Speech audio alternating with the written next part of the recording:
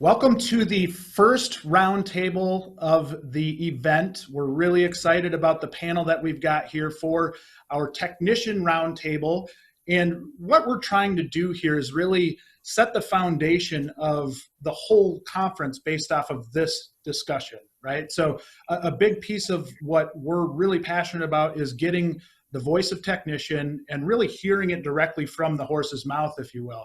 And today we've got a really, really great panel of speakers that I think are going to bring a lot to the table. We're going to talk through a lot of the key issues that are out there. And so I'm excited to welcome our panelist of guests today. And I'm going to go through and start off with an introduction with everybody. So Adam, would you mind starting off by introducing yourself?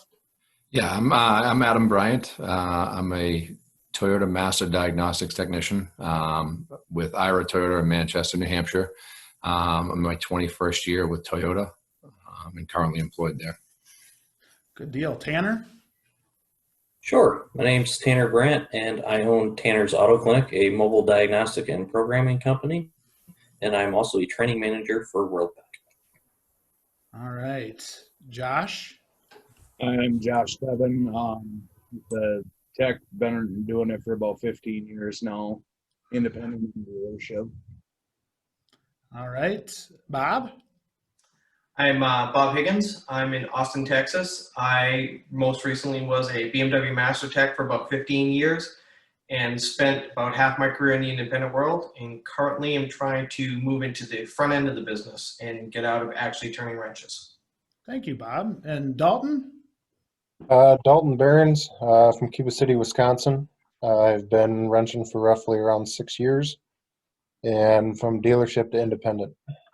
We're gonna pick on Dalton a little bit because he's a tech for my dad, so I can't let him get off easy. I've really gotta pick on him a little bit. So thank you all for being on this panel. I think it's a really important piece to everything that we're doing, right?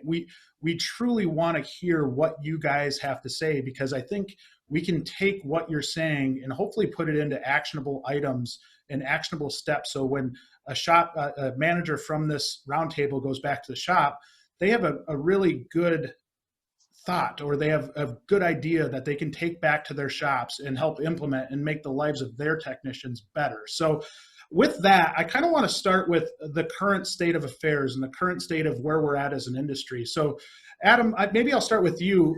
What are your thoughts on where we're at as an industry? Currently, I think the industry is still very strong. I just think the industry is going through some pretty dramatic changes in regards to the technician's expectation nowadays in regards to work-life balances and the way shops and training is becoming more important. Certifications are becoming more important, and I think that the industry, we're seeing a diverse group of people coming into the industry. We have a lot more female technicians coming in as well. So I think there's a lot of opportunity, but I definitely think there's still a lot of things that the industry can benefit from, trying to grow from and learn from some of the mistakes that were before that may have caused some people to leave the industry, or, and maybe actually train their people to eventually transition, as Bob was stating, into other forms of positions in the dealership or the independent industry. So. Yeah. I think that's a pretty nice assessment of where we're at. And Josh, I don't know what you feel with this. I mean, do you see progress in the industry as far as maybe where we're at right now, and maybe are we getting different viewpoints in here and seeing any change? I mean, I'm seeing fewer guys. I mean, I've been at Ford and I've been at Dodge, and I've seen fewer and fewer guys starting to come into the industry. And I mean, even when I was going through school in tech school, the class sizes were getting a lot smaller, and that was as of 10 years ago. So why do you guys think that is, right? And one thing that I think is a real concern is not only the people coming into the industry, but a lot of you guys leaving the industry, right, and going elsewhere. I don't have any of you known a tech that's gone somewhere else and done something different altogether? Yeah, several of them. Yeah, several of them, and they stay in a trade, but they don't necessarily because they like to be depended on, but they definitely leave the industry based on pay, schedules, benefits, all those kinds of things. So. Tanner, what do you think? What have you seen? Sure. So it's kind of unique too in the area that I live in. I have the BMW plant here, one of North America's plants. Also have ZF, Drexelmeyer, and pretty much everybody that supports BMW. So right now, all of the dealerships and independent shops are competing directly for the same technicians that the BMW plant and ZF are competing for. And BMW even goes so far as it competes against itself. It has a STEP program for the BMW dealerships, and then it has a scholars program for the plant. So the students in the colleges can choose STEP or they can choose scholar, and it's the same students that they're going after. And it's a little bit more pay at the plant starting off. The technicians and the dealers will make more money end game, but when they're getting out of college, they're going to be set up better if they go work at the plant. So they end up kind of fighting over the same guys, and because of that, we see a lot jump ship to go and be maintenance at the plants or things like that. Bob, have you seen something similar? I mean, have you seen? I know you're kind of in transition yourself, but have you seen anything along those lines? I think in the aspect of progress, I was doing it for 27 years. When I started out, you just jumped into a place, whether it was a dealership or a shop, and you got on-the-job experience. I'm still, as I say to a lot of people, I'm one of the dinosaurs, because when I got into BMW, you went to school for a week at a time, you came back, you got practical experience, then eventually went to school again, and eventually worked up and got my master's certification. But now there's so much more at our disposal for the younger generations. They get into the schools and they get so much information, and there's a lot of technology that's good for us, but at the same time it's a little bit detrimental because they get force-fed so much information at one time, they don't get a chance to apply it. And when they get dumped into like a dealership setting, they're expected to just perform. And a lot of times, that creates a lot of stress, a lot of anxiety, and a lot of these younger guys gee, this isn't what I was told it was going to be. I was told I was going to make $60,000, $70,000 a year first starting out. It's going to be great, and they get the cold reality of hey, that's not really how it is, because experience really is what they need. And I think dealerships, what's lacking, at least from what I've seen in my experience, is there's not a network for when those young guys get in to train them, to get them up to speed, so that you can set them loose in the shop and say, okay, they're good to go, and they can perform.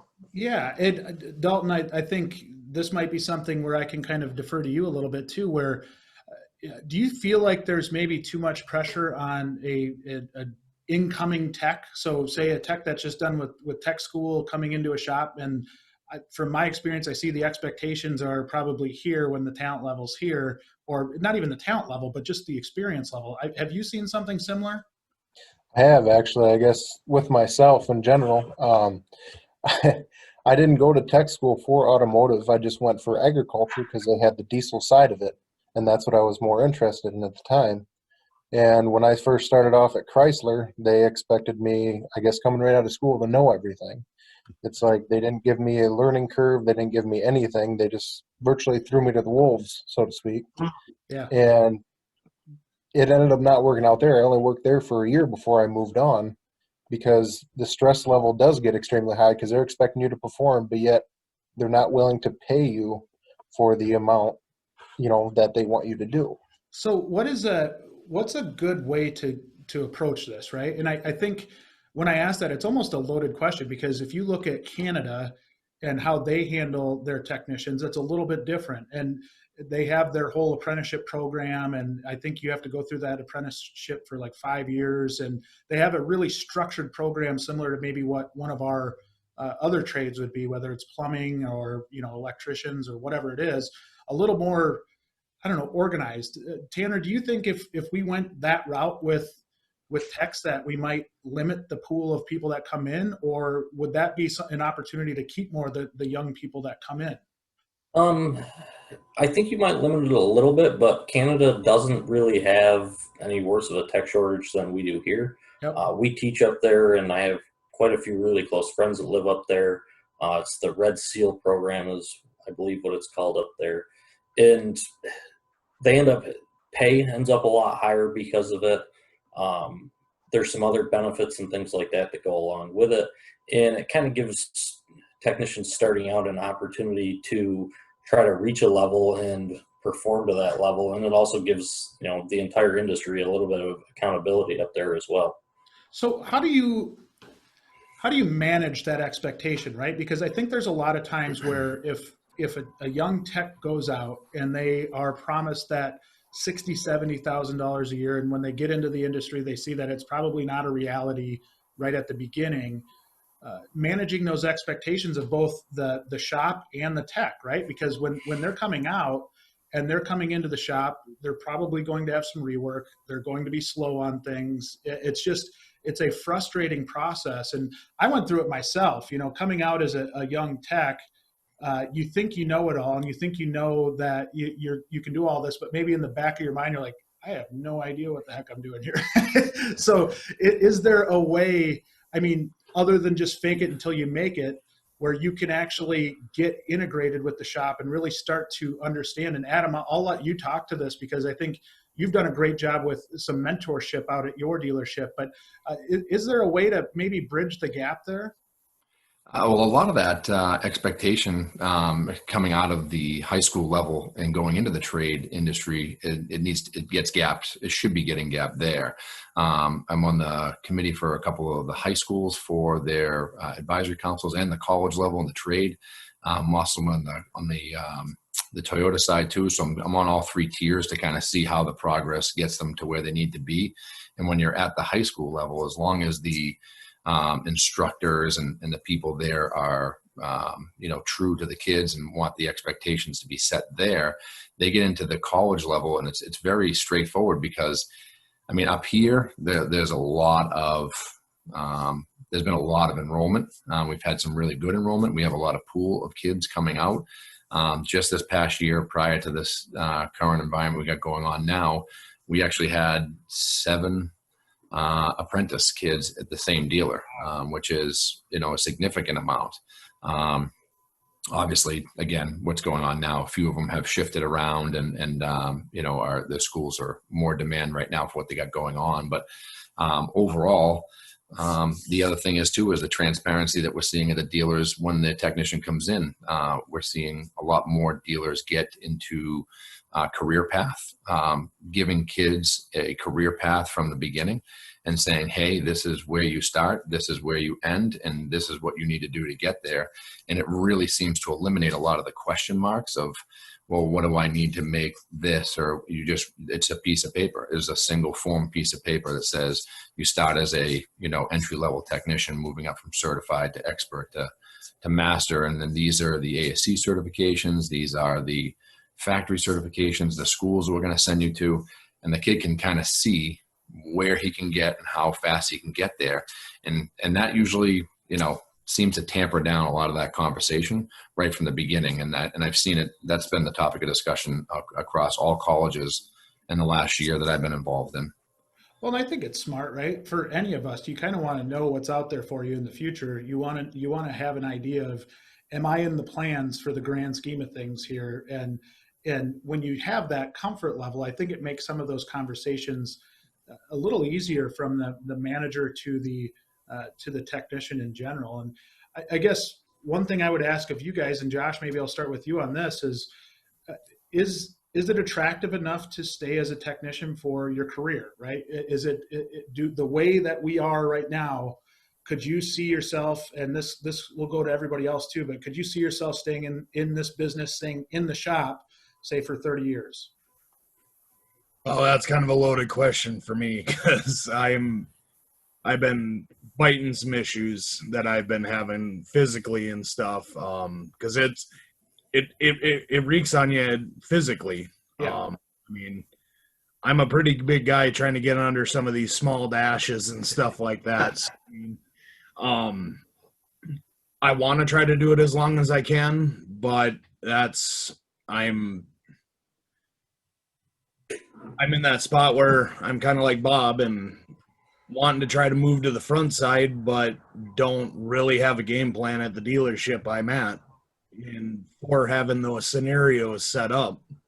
And I mean, just the little bit that I've seen from being at Dodge, they've got a lot of their training.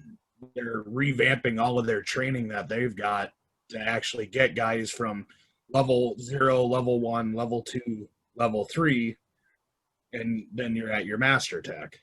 So, I mean, so so when you look at your career and your career path, what are desirable paths for you guys? And Bob, maybe I'll kind of divert over to you, but what is it when you look at the front side that's so much more attractive than staying in the shop?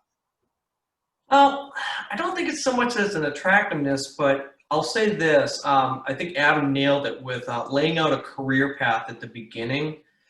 Laying out that career path for a technician is huge. What I've found in my existence is there's two types of technicians. There's the guys that are going to die with a wrench in their hand because that's how they're made.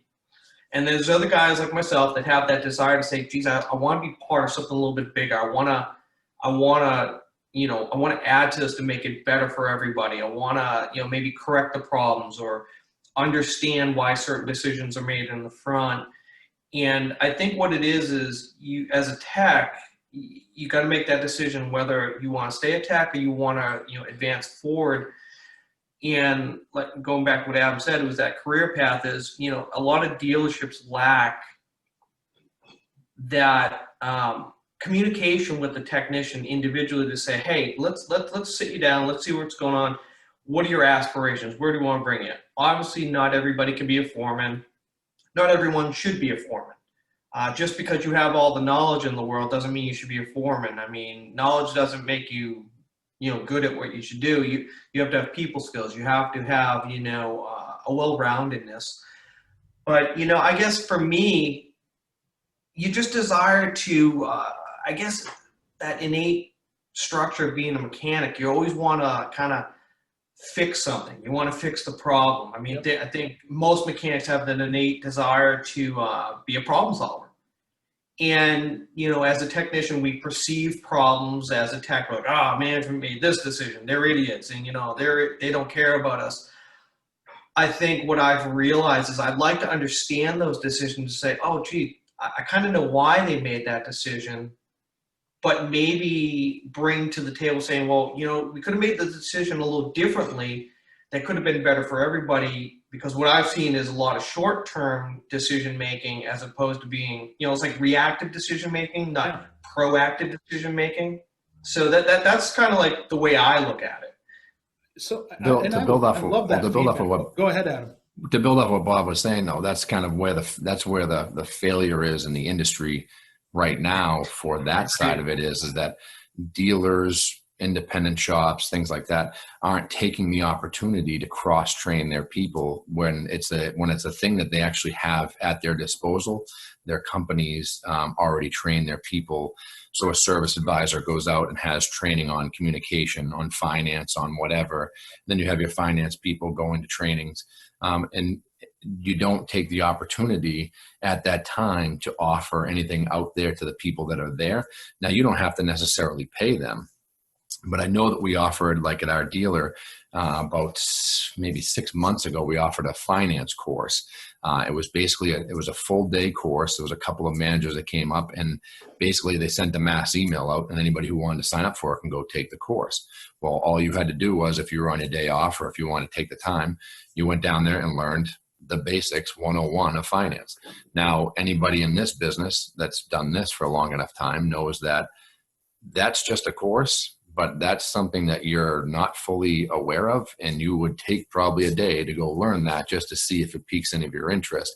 It's the same thing with advising and stuff like that. I think there's an opportunity lost there that the dealers could get more involved in. And it's really, again, it's at their fingertips. They just need to, not have such a high attrition rate and actually invest in the people before they walk out the door. Well, this brings up a good point, Tanner. I know you're kind of smiling at this because we had a conversation about this yesterday, and an approach that you've seen in terms of financial education for techs and maybe how it pertains to how we buy tools and how we handle our finances, especially if you're a flat rate tech. How do you juggle everything? Do you want to talk to that a little bit of what you saw? And I thought it was fascinating what you had to say. Sure. So one of the things that I speak with some of my shops about, and we've had some management trainers and stuff talk with shops about, is looking at what your guys need, say pay and their, cost of living and stuff like that, and trying to understand, do we have a pay problem? Do we have a cost of living problem? Or do we have a financial burden problem where the techs are way outside their means? They don't know they're outside their means. They don't have retirement set up. Maybe it's a tech that's 60 years old and he's sweating bullets every day, trying to turn 100 hours a day because all of a sudden it's hit him that he has no retirement. So one of the things that we've seen shops start to do now is bring in a financial advisor and talk directly to their technicians. They're not there to sell them anything. They're not there to sell them insurance. They're strictly there to go over their financials and say, look, this is what you should be saving. If you want to have a retirement and retire by 65, this is, how much you need to be putting into the accounts. This is the type of accounts that are out there for you. And just kind of trying to get their technicians into a better position so that their life at the shop, dealer, whatever is better. And also hopefully that their home life is better too. And maybe their wife's not, upset with them because they spent $300 today on a Snap-on truck, or they're just upset. They're upset with them about something else, not that they spent the money on them. Exactly. Hey, Jay. Yeah. Jay, to dovetail into what Tanner was saying, he brought up a really good point. That's incredible to bring a financial advisor in to talk to technicians. All the other members of a dealership seem to be very important, where there's always programs and things for them to go to: sales guys, advisors. Technicians are like the forgotten island of misfit toy people, hey, you're necessary, you're there, you're doing your thing.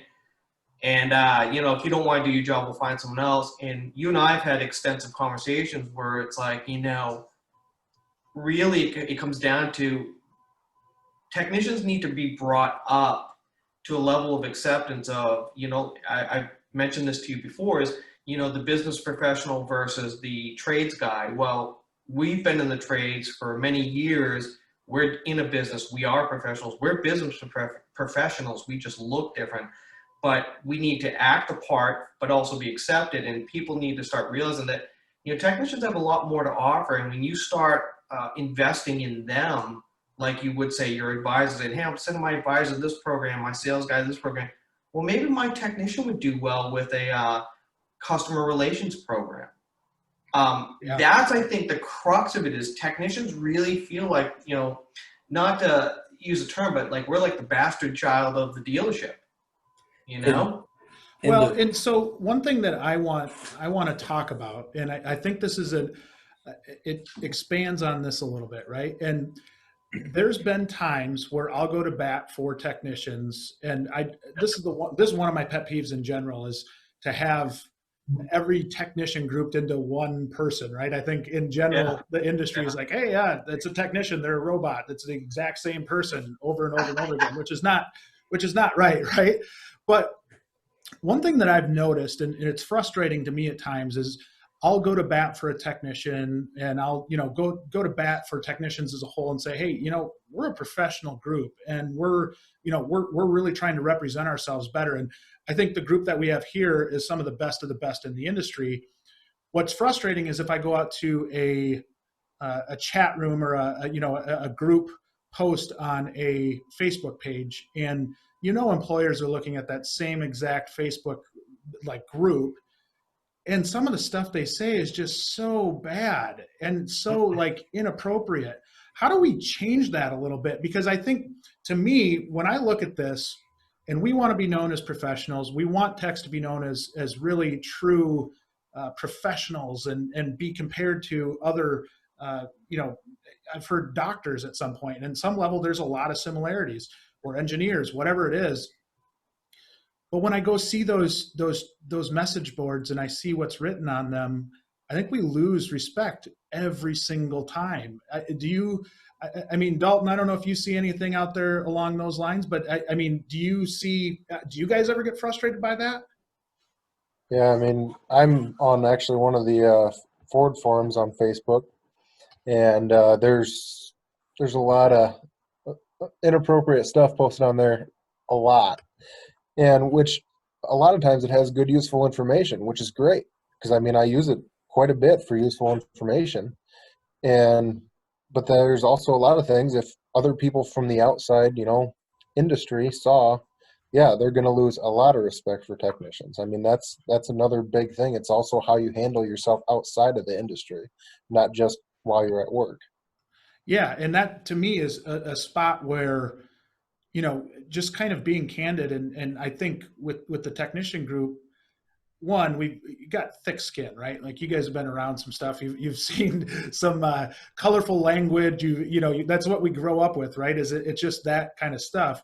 I guess, Josh, what do you think in terms of, is there opportunity for us to change the culture as technicians and change maybe some of that mentality? I think there's always going to be some level of kind of that good old boy mentality, but is there any way that we can make progress as a community of technicians?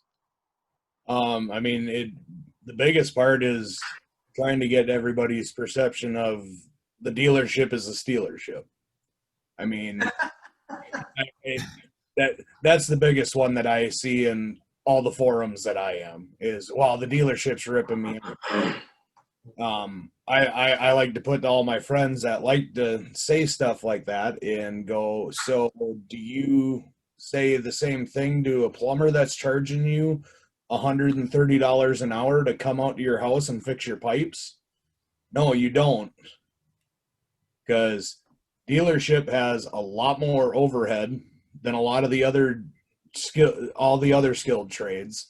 I mean, that's the biggest thing that I'm seeing is trying to get everybody to understand on what all goes into you bringing it to the dealership with your new car and you're having issues with it. That's a great point. And it's funny, we've got a shop right down the road from us who's just a great guy. We send a lot of, when we have a new person that starts at Find a Wrench, we kind of send them through the shop and get them familiar with what a shop looks like and the backside of it and everything like that. And he used the analogy of, he had a window cleaner come into his shop and wanted his oil changed and just some maintenance, rotate tires, whatever. So he comes in, and then at the same time, the window cleaner's like, hey, I can do your windows here while I'm there. And so he goes and gets his squeegee out and gets, everything going, and they get done at like the same time, and they basically exchange bills. And he's like, his bill was more than mine. He's like, what kind of crap is that? Like he rolls up in a van with a squeegee and he charges more than I did with this huge building and paying a tech and all of this. And that was, that's something where I think as we're trying to get an understanding, and really this conversation, everything that we're doing for TechMission is around having that conversation, right? So we're trying to get managers to understand what techs are thinking, and techs are trying to understand what managers are thinking a little bit, right? And that's one, Josh, you hit on a really key thing right there, which is understanding the business and understanding that it is a business. And in order for them to keep the doors open, they have overhead they have to pay for. They have things that are, the electric bill for a big shop. You think about your electric bill for your house and how much of a pain that is.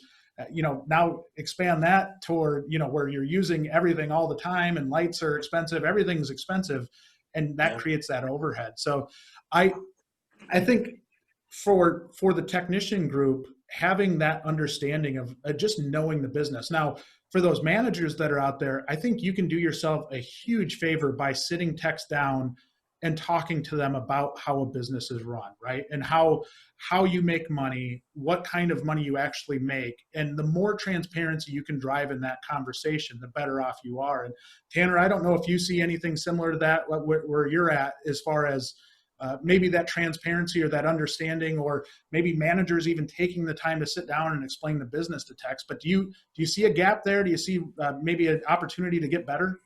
Sure, there's a big gap there and a lot of opportunity. And I want to bring it back a little bit and talk about, you know, people view the industry in a certain way because some of the stuff that goes on Facebook and things like that. But the technicians don't get brought into the business side. They also don't get included in anything else. So myself, locally here, we have a group called Greenville Young Professionals. It's probably 100 to 200 people under the age of 40. I am the only person there in the automotive repair side of it. I know most of the members. There is salespeople there. There is marketing people there. All kinds of stuff from dealerships, but they never, push the technicians to go. There's leadership training that's involved in it. I'm also part of the Young Automotive Networking Group, which is the Auto Care Association. That's all part of that. I'm, again, pretty much the only repair person that's part of that. There's some people in training, a lot of people in like park sales and things like that, and higher up people in the company, people that have climbed the ladder, to different ranks. But dealerships never think to push their technicians to go out and learn those things and take advantage of leadership training that's out there and leadership groups that are out there, and to try to close that gap.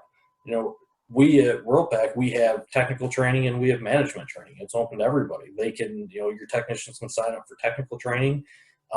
They can turn around and sign up for management training. Myself, I ended up in the position I'm in now because I sit in on my own, not teaching. I take around 225 hours a year of training.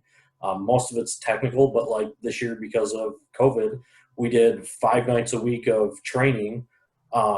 1 night management, 1 night technical. I had to be in every management class and every technical class. So, I am a manager, but my business is significantly different than a regular repair shop. But yet I took every financial management class that we did, every leadership management class we did, marketing management class. Being part of that and taking that and educating yourself can certainly put you in a position where now you've not only closed that gap, but you can possibly say, hey, I know I watched this thing, that I'll call our company out, Worldpac. Hey, I watched this thing that they put out, and they were talking about that you can go online and look at, the area that you live in and how many people are from this age to this age and what their income is. And you can look at incomes per age online. There's different apps out there. No, our dealership is always looking for people 60 to 65 years old. But I looked last night, and maybe we should be looking at, 35 to 45-year-olds, because in our area, they make more money. So training yourself, whether the dealership wants to do it or not, taking the initiative to go out and do it is going to put yourself in a better position. But I think the shops need to also do a lot better job of pushing their guys to get out of the shop, because we know that a lot of them would just rather hide under the hood. Well, and I think that's an area from the technician standpoint where we can improve a little bit, right? And Adam, I don't know, from your experience, are you seeing a change there from, I think your dealership in general is maybe one of the more advanced when it comes to something like that, but are you seeing a desire from techs to learn some of those soft skills, or learn some of those maybe accounting skills, or learning the way the business runs? Or even maybe the opposite side of that question, do you see the shop itself doing any education on the business or the front end side? Yeah, obviously it would be extremely beneficial if they would consider more of the fixed operations side of it, especially for people looking to go into the advising and the management side of it.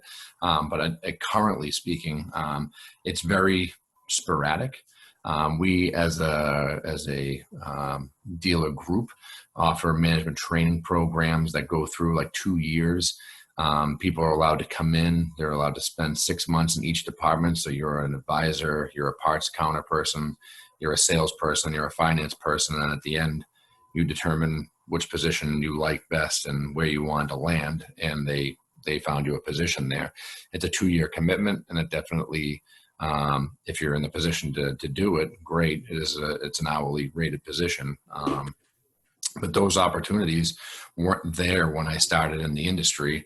And I think there are a lot of guys that would benefit from some form of cross training of some sort, because I think that they don't want to leave the place they currently work. They don't want, because of maybe work-life balance, maybe the fact that it's the distance to home, and they've been there for as a long-standing employee for a long time, so they'd like to have an opportunity to do something else in the dealership. In even basic job shadowing, it's really something that just would be so simple that if I was interested in being an advisor, that I could spend X amount of time with an advisor and follow their position all day and learn what they do, or go out into finance and sit in the finance office and just see how that all kind of plays out. What's the day in the life of, I guess is more like the old adage, but it really is something that the industry needs, because again, we're not looking at just a shortage of technicians. We're definitely looking at a shortage of advisors, counter personnel, salespeople, things like that, because people just want some kind of balance there. And the industry is very old about that. It's just, these are the hours we work and this is what we do. And if you like it, great. If you don't, find somewhere else to be. And that's not the way of the future. It's just not the way it's going to go. Are there opportunities for stuff like that? Like flex scheduling and? Well, we run it as a flex. Well, we run it as a 4-day work week. But our 4-day work week rotate. And it's been that way since I started there. I've been there 9 years. And the previous dealer I was at for 12, it was 5 and 6-day work weeks alternating, and it was 60 hours a week. And it was, and there wasn't a lot of people that wanted to stay. You know what I mean? It's a lot of work. So you got to find that balance. I think actually 3 or 4 of the other dealer groups in my area just transitioned to the 4-day cycle work week like we're doing now, mainly because people just need those days off during the week and the weekends, and it's definitely a balance issue. So let me ask you, this is kind of a loaded question, and I don't know how this will be answered or really even who to ask this to, but do you think you can become too good as a technician, that you're so valuable in the shop that in the event you did want to go do something else, that you box yourself in? Yes. 100%. You become a high production guy. I'll actually take this one real quick. You become a high production guy on the line, and someone like myself, I was doing between 80 and 100 a week without, breaking a sweat. And the dealership looks at you and says, well, I can't take him off the line because I'll lose the profit. I get the thinking, but when a guy like that says, hey, I'm cranking out this amount of work for you every week, and there's no thank you for it. There's no, hey, great job. I really appreciate you. And you're helping make all of our paychecks possible. When there's no thanks for it, you sit there saying to yourself, well, I'd like to maybe, progress further and do something more. They pigeonhole you into that position because they're so short-sighted, saying, well, this guy makes us a ton of money. Yeah, but if this guy has learned the system so well and knows how to really do it well, and he's good at what he does, and he's producing, maybe we could take him and put him in control like the younger guys. Let's have him teach the younger guys. Let's get let's get some processes in place. Let's get some, experience to these younger guys and create, 5 or 6 more of him, and look long-term, say, hey, we could have our whole dealership operate like this down the line because we took one guy that figured it out, use him. But instead, they just look at you and they say, well, we're going to use you up for as much as we can. And when your shelf life's over, hey, well, pound sand, we'll find someone else to do it. And that's the overwhelming attitude. It's like it's almost like technicians are expendable. Hey, we'll find someone else to do it. And going back to what we said earlier about the tech schools, these guys come out of tech schools with, say, the same credentials that, say, I did, that I put my time in the trenches. These guys go to tech schools for 8 months. They've got their master status. They come out. They couldn't fix their way out of a paper bag, but they'll get paid tons of money. And the dealership thinks, well, they've got the same credentials as you, so I'll just pay them less and they'll do your job. It's like, not really. You know what I mean? So yeah, you get pigeonholed into it, especially if you're a high production guy, and you're almost better off being a mid-production, kind of low mid-production person, because then you almost have more opportunity in a way. Well, and I think this, and Josh, go ahead if you want to add there. I mean, Bob's exactly right. I mean, both dealerships I've been at, it was always the semi-skilled guys always ended up making it almost seemed like they were making more money than your mainline guys that are doing all the diag and all that. I mean, especially your electronics guys, though they are the unsung heroes of every shop. I Agreed. mean, Tanner's laughing over there because he knows exactly what I mean. Truth. And I want to add to the pigeonhole thing and then talk about the diagnostic stuff. So when you pigeonhole somebody, everybody in every career wants to move up. I just went through this. My wife started a new job on Monday. She was working for a massive law firm that did patents and did a lot of stuff in the automotive. She wanted to move up. They didn't have any place for her to go, so she took a new job. If we're at a dealership and you are the diagnostic guy and you get pigeonholed, what are your options? Your options at that point are to go somewhere else. Yeah. And then furthermore, to be the diagnostic guy, a lot of times, like Josh said, you're stuck and you're not making as much money because you are the person that is doing all the diagnostic time, so then your hours are lower. And I am here to tell you that I have friends in all walks of the industry and at all levels of the industry. Diagnostic guys right now, 4 shops, pretty much every shop is like, I would hire a diagnostic guy in a heartbeat if I could get one. And on top of that, the dealers, and I don't want to skip ahead on us, but sometimes are afraid to charge for that time. I can tell you right now, I am significantly more money per hour than any of my dealership in a 60-mile radius, and I am swamped with work.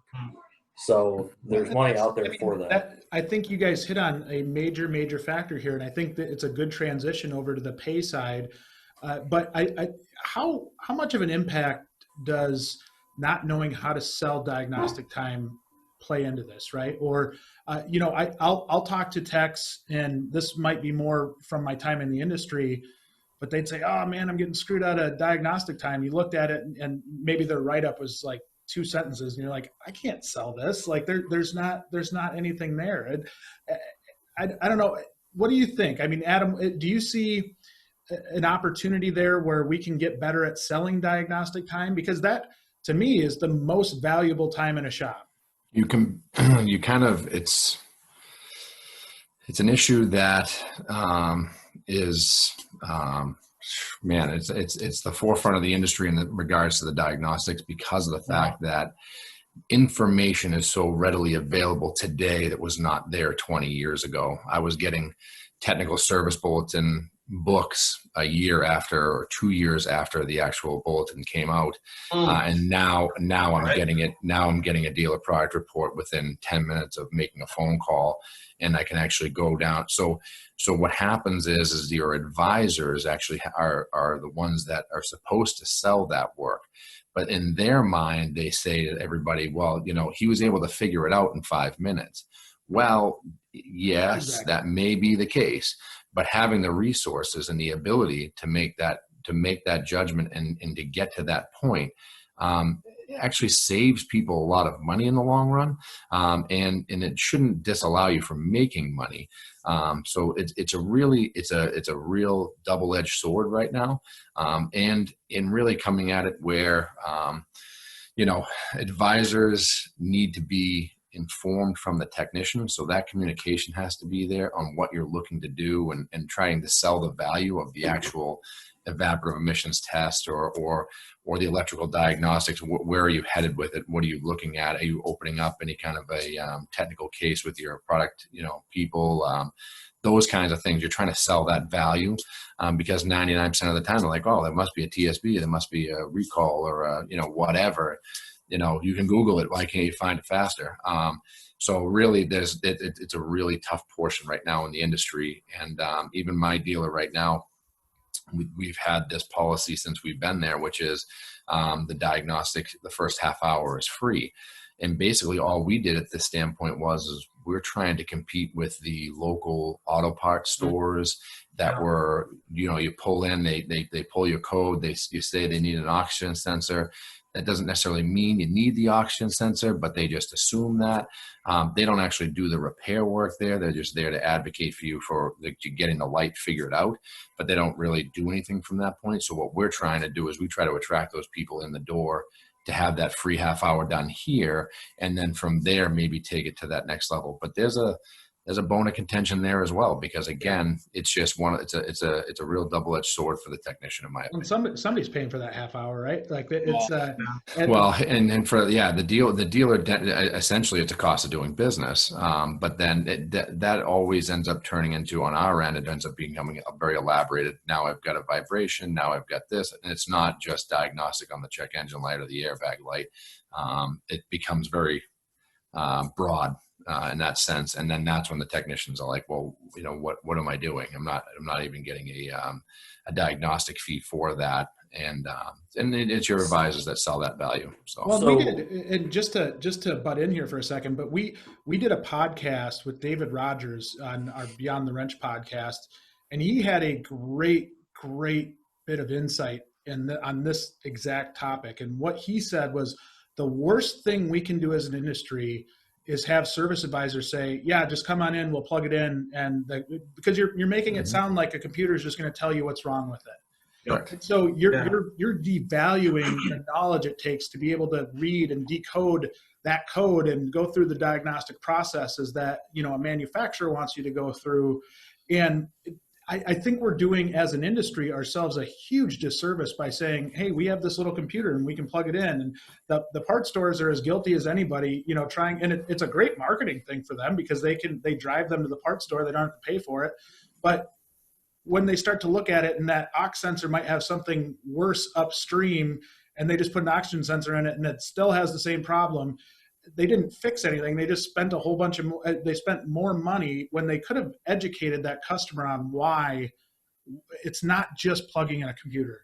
There's more to it. We devalue the time and the diagnostic ability of technicians so bad in our industry that it just, you know, I think the general perception of the outside public is, oh, they can just plug in a computer and they know what's wrong with it. And it's so wrong. I think Adam nailed it with the building value into the service. So, you know, it really starts when that client comes into the service advisor, and the service advisor says, okay, you know, we have an hour diagnostic charge up front. And that what that encompasses is, you know, we're going to charge an hour. We're going to take a look at it. If it's going to take us more than that, it's something, you know, you get something really weird. Being in BMW, a lot of times we get some really weird stuff. But for the most part, you know, that hour you could figure it out. And, you know, that advisor doesn't just say, okay, it's $150 and then just look at them blankly. Say, it's $150, you know, my certified trained tech's going to take a look at it. We're going to plug it into a scan. We're going to run all the applicable test plans. We're going to see what's going on with your car because, you know, and they're like, well, can't you just replace the sensor? And it's like, well, your car has like, you know, 30 different sensors in it. It might be this. It could be the wires. I think the education part of it on the advisor end is lacking in some ways. And some advisors just flat out don't care, because I've seen that. They just don't care. But also as a technician, you have a professional,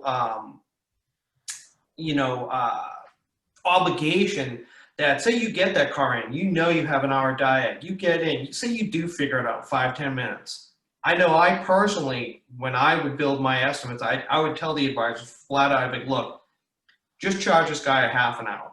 Because, you know, my time is still valuable, all my experience, all my knowledge is worth something. So charge him a half an hour, don't charge him an hour.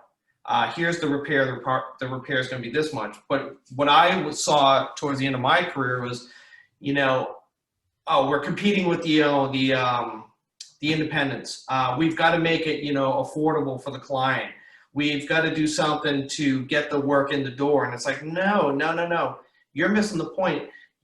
You're trying to, it's almost like you're trying to get people in with a gimmick to say, hey, we'll look at your AC for free.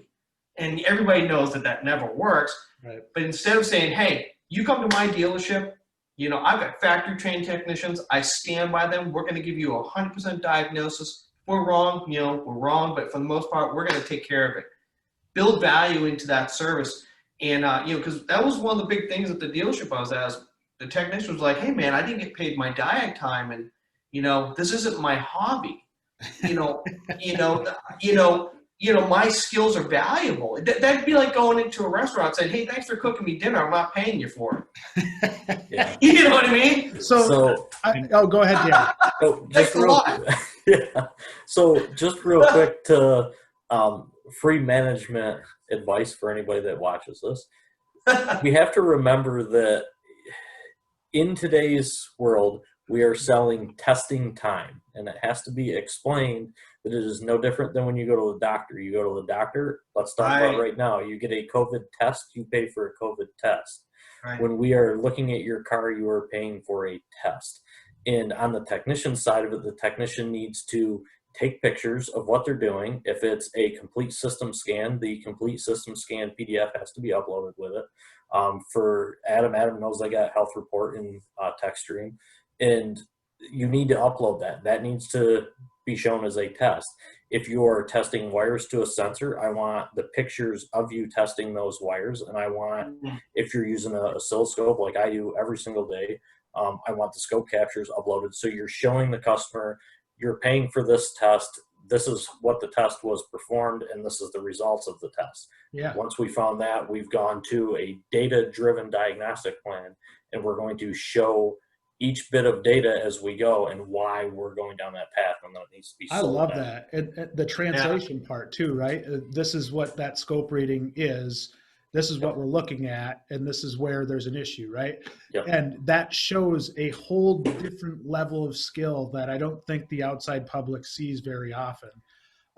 We're kind of butting up on time here a little bit, which I think with our group here, we probably could go for about 14 days straight talking about this stuff. So it's been really, really good conversation, but I do want to get to pay, right? And really that's always a hot button issue. We just recently put out a poll for to our WrenchWay insiders to talk about, what do you think of pay? And we had some issues of like, what is your preference on pay plan? And we had hourly plus incentive, and flat rate. And actually, hourly plus incentive won in a landslide. It wasn't even close on that. They had like 3/4 of the vote. So I want to start off this conversation by maybe from a show of hands. How many of you have worked in both a dealership setting and an independent setting? So that the majority of the techs here, when you look at it from a pay standpoint, were you working flat rate for the independent as well as the dealership for both? Yeah. No, I was. Josh, what were you? I was hourly. Hourly at the independent, then flat rate dealership? Yep. Dalton, it was for you, what were you? Flat rate on what I'm. Okay. Dalton? I was flat rate at the corporation level for Firestone, and I was hourly at the dealership and hourly now. Yeah. And I actually prefer that over flat rate. You prefer it over flat rate? I do. I mean, I was making enough hours flat rate, but it's also one of those things too, when they figure out that you're good, they start dishing you all the things that no one else wants to do, because then normally you'll get it done faster than anyone else.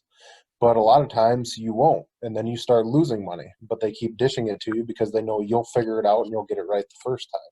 Yeah, and a lot of times you might be the only one that can figure it out, right? Exactly. So, Adam, give me your perspective on flat rates, hourly. I don't know, somebody with your experience and primarily dealership experience, I'd be interested to kind of get your take on it. Yeah, I mean, obviously, I've been flat rate, for like 16 years now, I want to say, and the first portion of that was all hourly. But I think that there's been a lot of incentive plans mixed with what you were talking about, where people were hourly.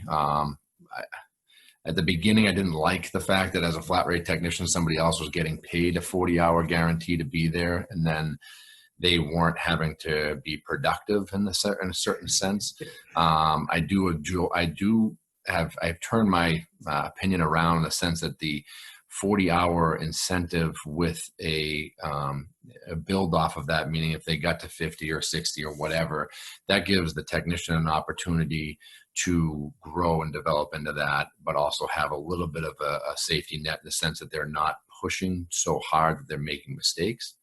But as a current flat rate employee, I definitely see, back to what Tanner was talking about, if I was an hourly technician, I was a salary technician with some kind of incentive or bonus program, I would take that time to write every one of those reports and print off those pictures. And as I do right now, I don't get paid in that sense to the level that I think I should.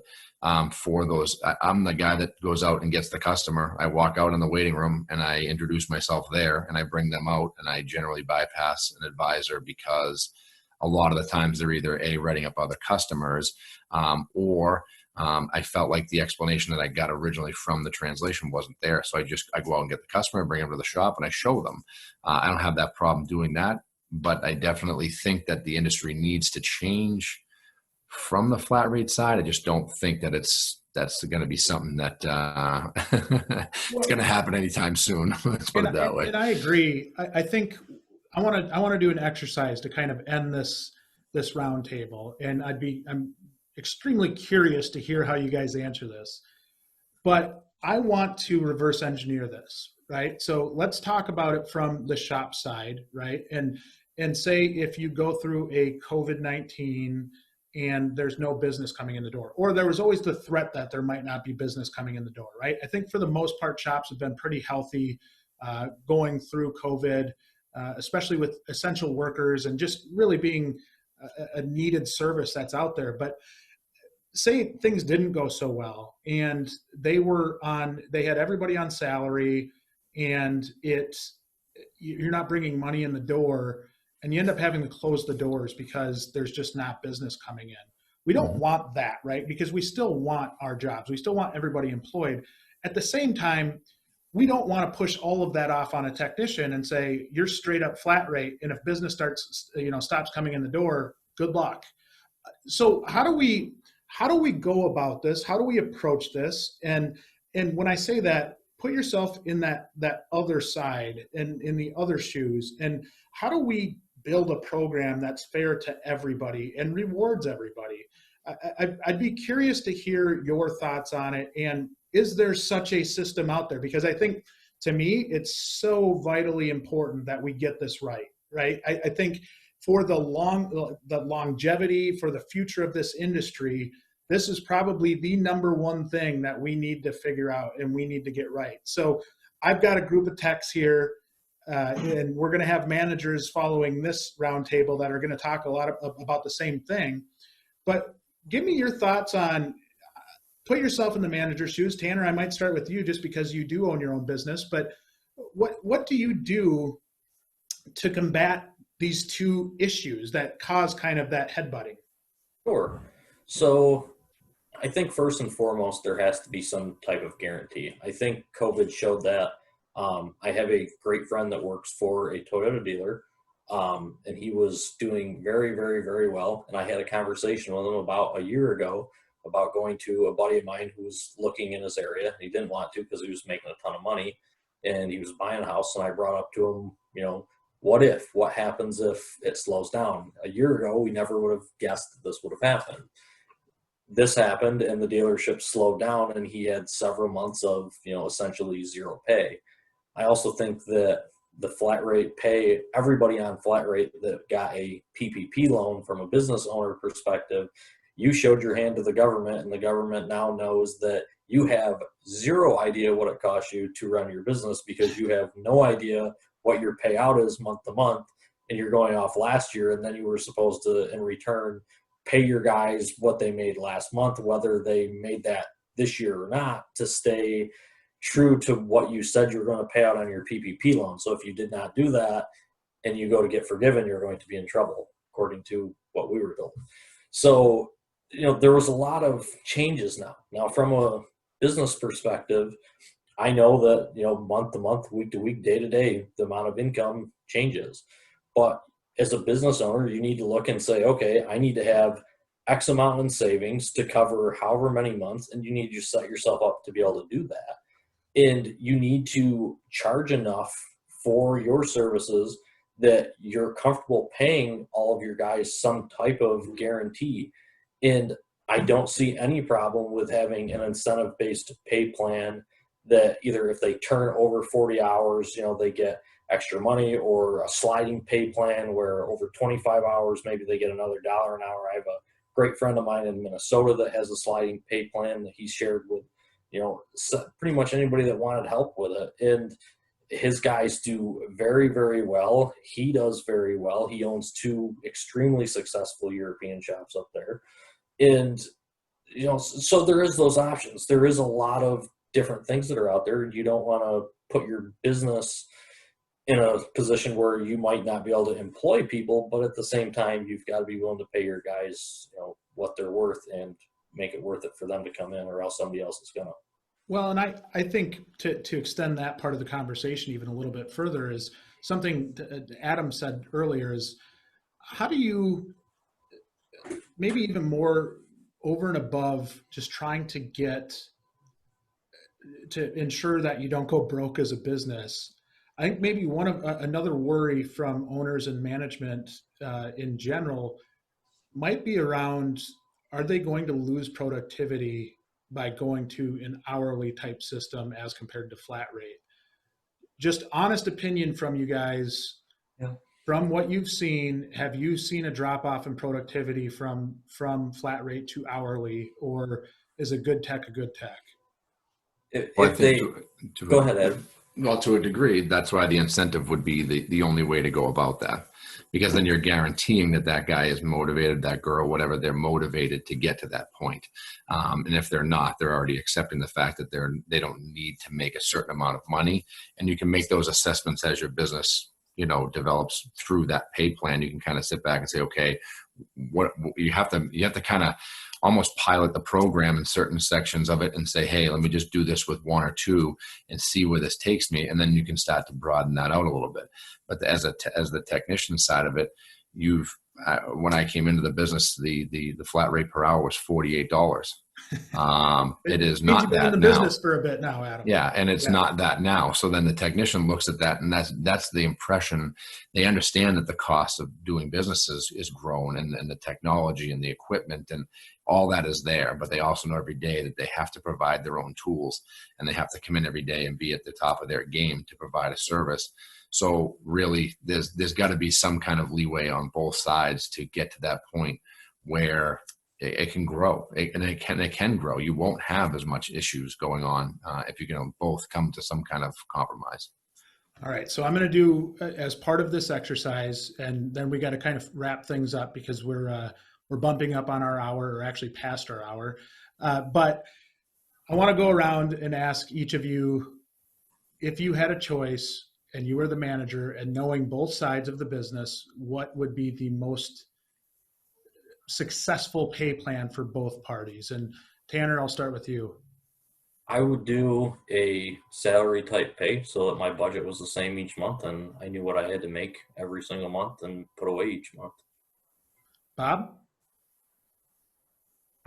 It's a tough question because the genie's been out of the bottle for so many years on flat rate. Guys make so much money on it. I think personally what I would do is I would keep flat rate for a lot of the younger guys that are doing this, like the Uber gravy stuff. Because the fact is a dealership is not going to be willing to take a huge loss in profitability from those flat raters. You take all your flat raters are making 80, 100 hours a week, say, right? Now all of a sudden they're producing 40, 50 hours a week. You've got to make that money up somewhere. So looking at it from both sides, I think I would keep flat rate for the guys that are like the entry-level guys, the mid-level guys that are doing the easier stuff, and then take my experienced guys that have been there 10, 15, 20 years that have proven themselves, put them on a salary with an incentive base and say, look, you're my diagnostic guys. Not to get too long into it, but the last dealer I was at, we had a diagnostic team. And the diagnostic team was like 3 guys that took on the harder stuff that you wouldn't make any money on. They were salary, and if they made over a certain amount of money, they got a bonus. And it kept the flow of the shop going because the good work kept going through the shop. That garbage went back there. So you take your experienced guys, you get all your problem cars fixed, the quality of the work goes up, you keep part of the flat rate system going. The fact is, though, the dealership is going to have to take a hit because at some point, you're paying these guys, they're not producing as much. These guys are going to take some time to get up. And it comes down to, well, does your dealership want to survive the long term? And if you do, you might have to make less profitability. But until, I'd say the corporation can stop looking at it from a profit margin and from a long-term perspective and saying, we got to pull the reins back a little bit because we've gotten so far ahead. We're making so much money now. It's almost like not salvageable in a way. So it comes down to those corporations and those managers saying, we need to do something because down the road, we might not have any money. We might not have any techs. Well, and I think that's the whole reason for this conversation, right, is to talk about this and bring these issues to the forefront. Dalton, what if you had a choice of any pay plan that's beneficial to both the shop and the tech, what would you go with? I guess I'd do hourly with incentives because that way you're still giving someone something to work towards. It's not just this is what you're getting paid. Because if you don't give them something to work towards, they're obviously not going to produce. But if you give them something to work towards, as an incentive, obviously they're going to still give you the productivity. But also, being they're not flat rate, hopefully the errors and comebacks are actually going to stop and be less frequent. Josh, I would do the hourly and incentive. I mean, that's worked best for me. I was pumping out hours left and right. So I mean, I've seen both sides with everybody. I mean, I kind of agree with Bob a little bit on keeping it for the younger guys, but not really. Because then you still going to have comebacks, especially if you're doing it with your entry level guys, maybe more mid-level guys that are doing that gravy work, but also you got to be able to give some of that easy stuff to your guys that have been there forever, because they're going to watch those guys just sit and pump hours out left and right, and they really haven't paid their dues. So, I mean, that's kind of where I see everything. It's a tough balance. It's really a tough question. Oh, go ahead, Bob. It's really a tough question. He's right, because I guess the experienced level guys have to really make that decision to say, hey, man, do you want to have to keep busting your ass and breaking your knuckles to make a living, or would you like to make a good living? Stop looking at what everyone else is doing and just be focused on your job. I mean, because the fact is, he's right. You see a bunch of young guys that are getting fed gravy. It's like, man, you haven't put your time in. It's like, but the dealership says, well, they're making less money and I can make more profitability on it. The question is so much bigger than just how do we fix it, because there's so many facets that are affecting so many angles. You're just scratching the surface, Jay. Adam? I think that kind of goes back to what I was trying to say earlier, which is everything seems to be more of a hybrid scenario. I don't necessarily think that an individual based scenario where a shop like mine has 29 technicians and you have a bunch of entry level guys that are going through Toyota training programs, that if you're looking to incentivize people, you incentivize the guys that are coming in, but you also protect them so that way they don't feel like they have to go somewhere else to make an extra dollar. If they get the 40-hour week guarantee and they don't have to rush to a job, but they know that if they want to come in and put in some extra time and they can get to 50 and they can do that without actually having to work the full 50 hours, there's your incentive there. Your midline guys that are still really wanting to hustle and want to stay in that flat rate world, you're going to have that balance. And then when you get to your guys that have been there for a significant amount of time, if you can come up with some kind of a salary and incentive base, whatever, those guys that have been there the longest aren't going to go from an 80-hour, 100-hour week to a 40-hour week. It's just not in their nature. They can't do it. They physically, mentally You'd have to bump the hourly pay up. You'd have to bump the hourly pay up to make up the difference. Like, say a guy's making like $140,000, $150,000 a year. You just say, hey, look, you're not going to make that money anymore, but look, I can get to $90,000, $100,000 a year because I know I can trust you. But then at the end of the year, they would probably say, yeah, sure, I'll do it. So then at the end of the year, you say your customer satisfaction index or your turnover rate, your comeback rate is low, whatever the incentive is, you put that on a piece of paper and you say at the end of every year, we'll assess that. This is what's there on the table for you to get that, because really, you've saved the dealership a ton of money.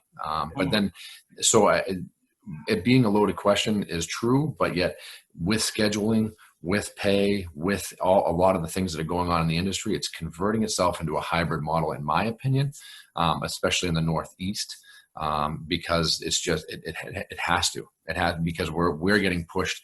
Like you and I talked, Jay, before, when you have your older technicians that have been doing it for a long time, there's plenty of them in my shop that are over 30 some odd years. You have those guys that paid dues, the guys that are in the middle that have seen that, and then you have the guys coming in. So we're all in an awkward position where the guys coming in are commanding something, the guys above are commanding something, and we've all just got to kind of sit down and figure out how to get everybody kind of really happy in that sense. You were talking earlier about service advisors and technicians. Everybody needs to be cross-trained. You train your people, you invest in your people. They may not look for another $1 an hour because they know that if for some reason the technician goes out and gets hurt, tomorrow he can be out writing for it as an advisor because, hey, something, that's just my option right now. And I have that training. I wouldn't go out and be an advisor right now. I would rather go through 6 months of training on my own.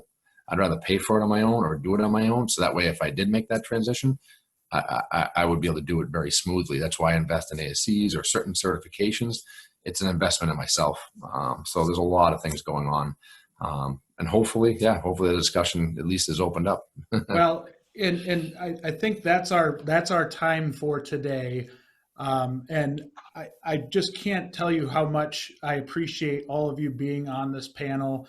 Everything that you all added, I thought the blend of dealership versus independent and having, a little bit of experience in both, and really just trying to get people on the panel that wouldn't just complain, but really have some good candid feedback. And I think you guys nailed it today. You guys did a really, really good job with that. So thank you for everything you're doing out there on the front lines and working on cars and really everything that you're doing. And thank you for being on this. I really, really appreciate it, guys. Yeah, Thank you. Thanks for having us. Yeah, definitely.